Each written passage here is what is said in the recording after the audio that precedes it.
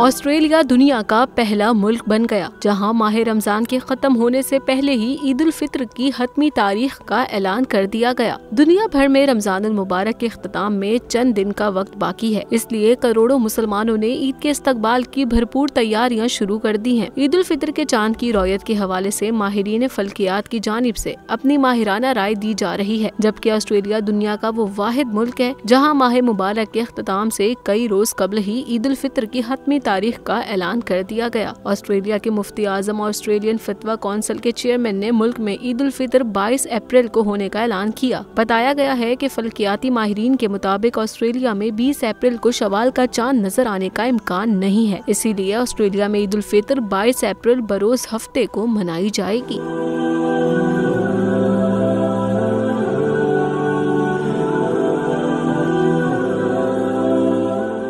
हवाए नफ्स की है हुक्मरानी, लुटेरा कर रहा है पासबानी।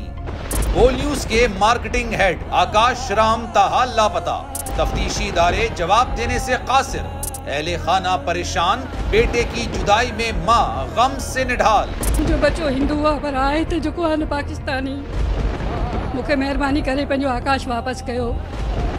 हुकूमत से बेकसूर और मुहिब्बे वतन बेटे की बाजियाबी के लिए फरियाद। आकाश राम के अगवा के खिलाफ अहले खाना की जानिब से सुप्रीम कोर्ट में दरख्वास्त दायर। सुप्रीम कोर्ट के चीफ जस्टिस उमर अता बंदियाल से आकाश राम के अहले खाना की जल्द समाअत की इस्तदा। समी इब्राहिम और सिद्दीक जान की सुप्रीम कोर्ट के बाहर अहम प्रेस कॉन्फ्रेंस।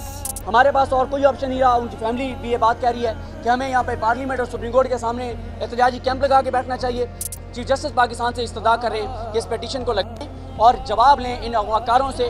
मुश्किल की इस घड़ी में आलमी मीडिया ने भी उठाई आवाज। CNN, आज तक, इंडिया टुडे, टाइम्स नाउ समेत आलमी मीडिया ने आकाश राम के अगवा के खिलाफ दिया बोल का साथ। उफ क्या जुल्म है, बोल इंसाफ का मुंतजिर।